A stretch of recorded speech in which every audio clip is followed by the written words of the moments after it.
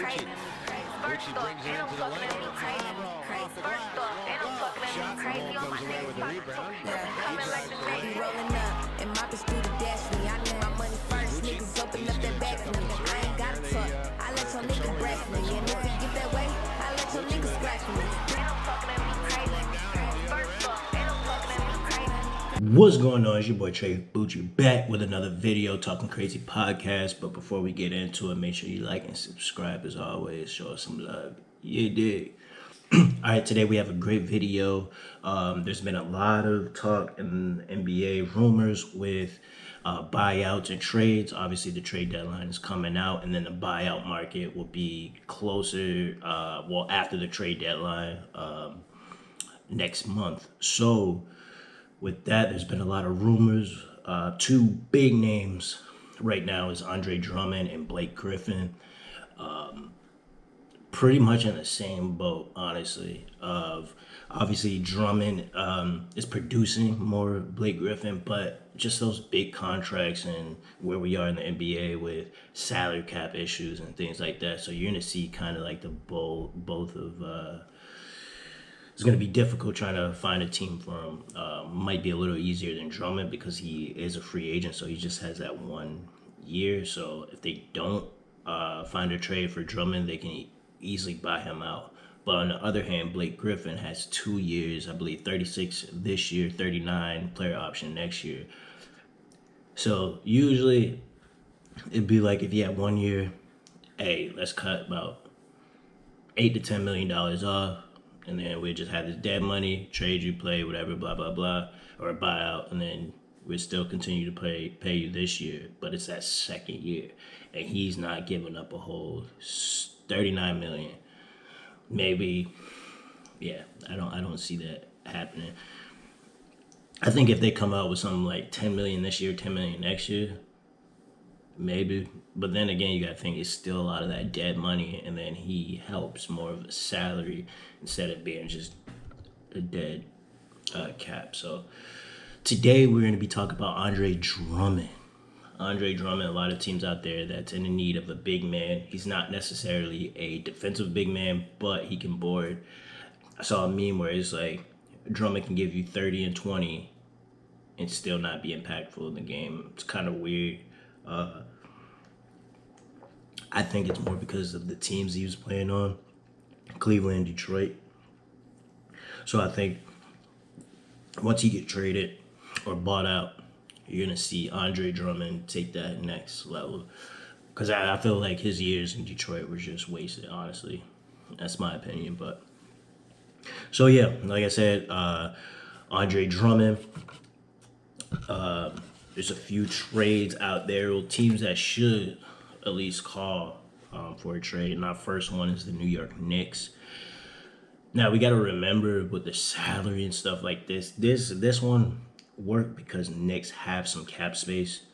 So I was able to do a few things, but normally someone like this big, and if they don't have the salaries to match, it's a little hard. Which at first it was hard for me to find something that's going to work with the Knicks. But like I said, they have some cap space, so it gave me that little wiggle room instead of trying to match salaries perfectly. But so for the Knicks, they're going to send out Frank, Alec Burks, Nerlens Noel, and Reggie Bullock to Cleveland Cavaliers for Andre Drummond. With Frank... I think you might have to throw in a pick, but I don't think it's going to be... You could do a second-round pick. I feel like a second-round pick will... Because all these players, they're on a 1-year contract. So that helps Cleveland out. And then you get on top of a pick. And now the next thing they probably do is try to get rid of Kevin Love's contract. But... yeah, so the New York Knicks, I feel like they're going to be big down with, that's keeping Robinson. You got Drummond, Randall. I don't know how that's going to work with Drummond and Mitchell Robinson. Obviously, Mitchell Robinson will be coming off the bench, I think. They're definitely not going to be playing together. I can't really see that unless Tibbs want to go old school, two bigs, which you might see that. Mitchell can move. It's not like he can kind of move around the mid range. So we'll see with that one. I think especially Knicks introducing to the playoffs, that will help them a little bit too. First year, Drummond, Rose, Barrett, Obi, Knox, just got they. I like that trade for the Knicks. All right, next trade we have Cleveland Cavaliers and the Dallas Mavericks. We have James Johnson, Powell, and Trey Burke going to Cleveland for Andre Drummond and Deladova. And this actually increased Dallas by 7 games. You get that backup point guard, Deladova, and then that big that they need right now. Porzingis is in and out, but when he comes back, he can play the wing. He likes shooting those threes, play on the perimeter, and Drummond can be in the middle.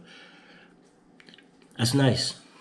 That's nice. I think, I know it's off topic, if they can somehow get this trade and somehow flip to get Zach LaVine, I'm liking that.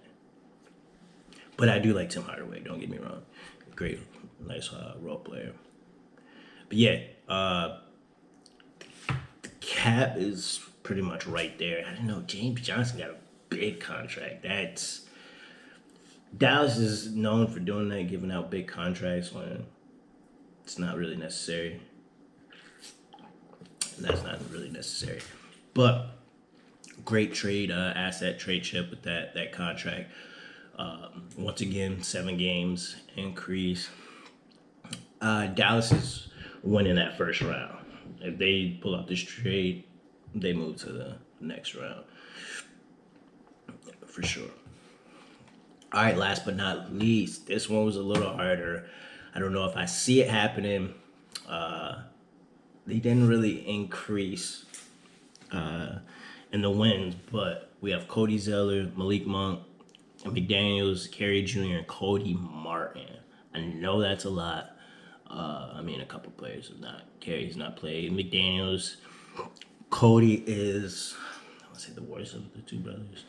Link Monk is having a suspect year. So the great thing about this is that they get a lot of young players to choose from. But on the other hand, Hornets getting Drummond. I like the down low presence. And they're not going into any of their depth, honestly, for bigs. This one's an in. About 50-50 on this one, just because it's 5 players. Couldn't really get anything back. Actually, let me see if we can adjust.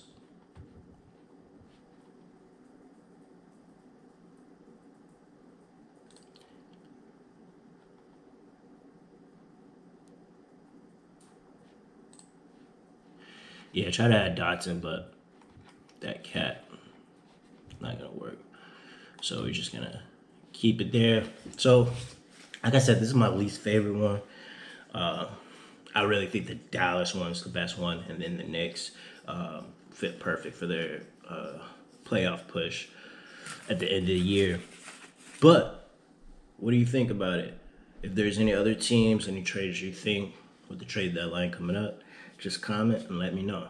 All right, stay tuned for more content as always. Talking crazy, go and get it.